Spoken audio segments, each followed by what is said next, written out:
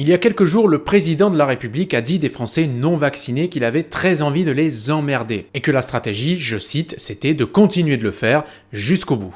Depuis, certains Français, politiciens ou issus de la société civile, demandent la destitution du chef de l'État. On a même appris par l'AFP qu'un Corrézien de 63 ans avait déposé une plainte pour des propos discriminatoires et insultants à l'encontre du président de la République. Mais qu'en est-il réellement ? En fait, le principe de base veut que le président de la République, durant son mandat, son exercice, soit couvert par une immunité présidentielle. Sauf qu'en fait, les amis, il existe deux exceptions. Et pour celles et ceux qui veulent sa destitution, c'est pas gagné. Première exception, il faudrait que le chef de l'État soit condamné par la Cour pénale internationale. Ça, c'est l'article 53-2 de la Constitution française qui le prévoit. Sauf que, cette condamnation ne peut être justifiée d'un point de vue international que par des crimes de génocide, des crimes contre l'humanité, des crimes de guerre ou d'agression. Et quoi qu'on en pense, quel que soit notre bord politique, quelle que soit la situation sanitaire dans laquelle la France se trouve, Emmanuel Macron, il n'a pas encore fait de crimes contre l'humanité ou génocide ou autre quand même. Mais attendez. Il existe une deuxième exception, ce que je vous disais tout à l'heure. Et c'est là que ça devient intéressant. En fait, là, nous avons l'article 68 de la Constitution française, toujours, qui précise que le président de la République peut être destitué par la constitution du Parlement en haute cour, et ce, en cas de manquement à ses devoirs manifestement incompatibles, de fait incompatibles avec l'exercice de son mandat. Alors, c'est une disposition qui à la base date de 2007, mais qui a été entérinée finalement en 2014 par une loi organique, qui est supérieure encore à une loi classique. On va en reparler, mais déjà, c'est quoi la Haute Cour ? Je vous l'ai déjà expliqué dans la phrase précédente, la Haute Cour, c'est le Parlement qui se constitue en Haute Cour. Comment ça marche ? En fait, la Haute Cour, c'est une juridiction qui détient le pouvoir de destitution du président de la République. Elle est composée de membres du Parlement, sénateurs, députés, généralement donc il est prévu qu'ils soient au nombre de 22, avec une présidence de la Haute Cour assurée par le président de l'Assemblée nationale, qui généralement, sauf cas de cohabitation, mais ça fait un moment que c'est plus arrivé,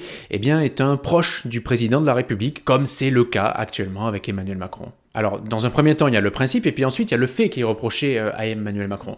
Dire qu'on emmerde une partie des Français, ça peut paraître être un manquement à ses devoirs, même un manque de respect envers ces Français-là, mais ça ne peut pas constituer un motif suffisamment puissant pour justifier une éventuelle destitution. Je m'explique. Alors, ce qu'il faut savoir, c'est que la constitution du Parlement en haute cour, elle est extrêmement exigeante. En gros, il faut abandonner quasiment toutes les affaires courantes traitées par le Parlement et le Sénat, dont certaines sont bien plus urgentes que les discussions qu'on a actuelles, des questions sociétales, fiscales, etc., qui sont très importantes, pour donc se consacrer uniquement sur cette procédure de destitution. Pourquoi ? Parce que les délais sont extrêmement resserrés. Tout doit se jouer en gros une quinzaine de jours. D'abord, la proposition de destitution doit être formelle et elle doit être signée par une 60aine de députés, déjà, en sachant qu'on a presque 600 députés en France. Ensuite, cette demande elle doit être étudiée par le bureau de l'Assemblée.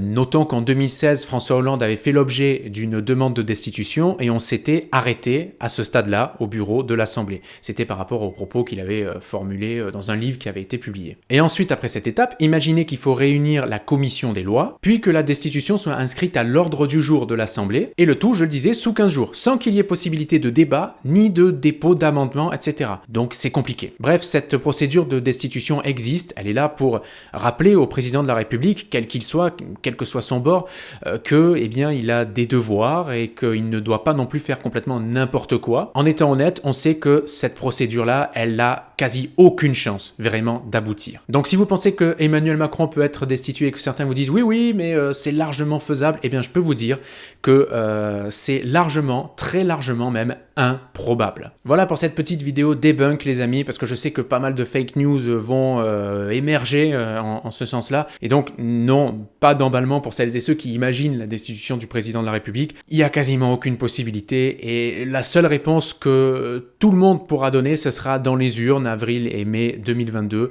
et donc il n'y aura pas d'autre réponse que les urnes. Désolé pour celles et ceux qui souhaitent la destitution. Et encore une fois, c'est une vidéo qui n'a absolument aucune visée politique. Moi-même, je vous le dis, je ne sais absolument pas pour qui je voterai. C'est le flou total. Voilà, donc les amis.